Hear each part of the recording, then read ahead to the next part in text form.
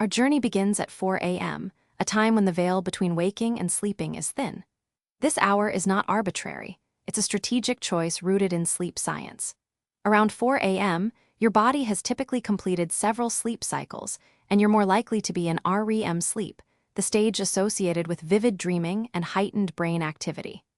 By waking up at this time, you're catching your brain in a state where it's already primed for altered consciousness. The practitioner chose the mantra O, a sacred sound in many traditions believed to align the mind with higher frequencies.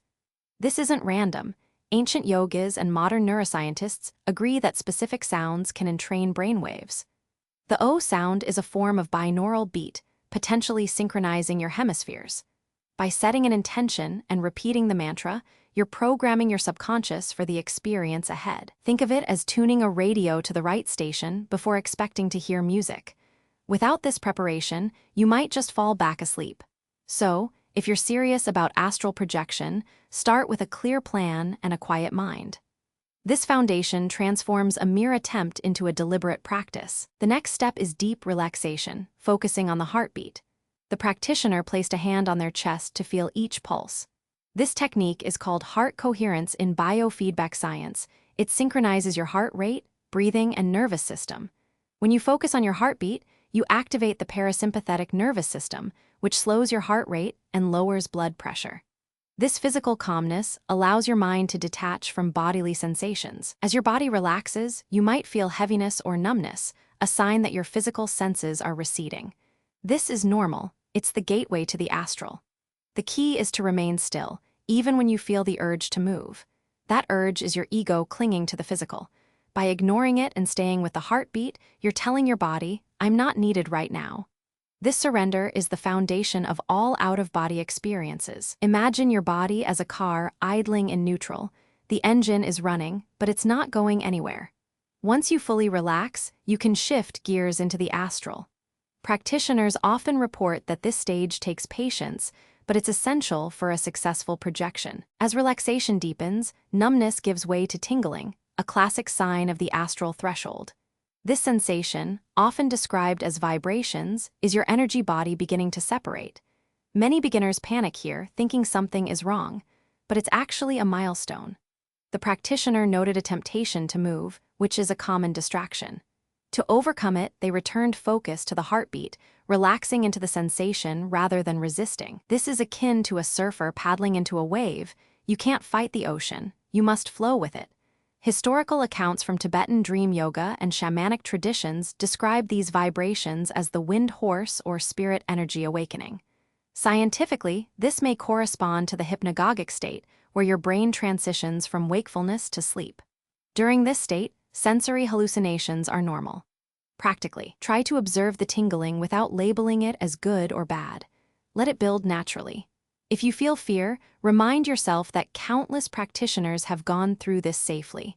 The vibrations are not dangerous. They are a signal that you're on the right track. Embrace them as a sign of progress. Then came a clicking noise and a buzzing sound, like engines.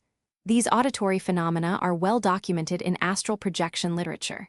The click may represent a subtle energy lock releasing, while the buzzing is often the sound of your consciousness shifting frequencies. Some compare it to the OM sound heard in deep meditation. At this point, the practitioner felt themselves floating upward. Notice they kept their focus on the ceiling, avoiding the temptation to look around. This is crucial. Your attention determines your trajectory. If you think about your body, you'll snap back. Instead, think of a destination like the ceiling or a familiar place. The buzzing might be loud, but it's a sign you're almost there. Embrace it like the roar of an engine before takeoff. In many accounts, the buzzing intensifies right before separation, similar to the sound of an airplane accelerating down the runway. If you feel overwhelmed, deepen your breathing and remain calm. The sounds are not external, they are your own energy field vibrating. Trust the process and let the separation happen naturally. The practitioner floated up until their nose nearly touched the ceiling. They knew they'd pass through, but chose to turn around to see their body. This decision is powerful. It's a test of reality.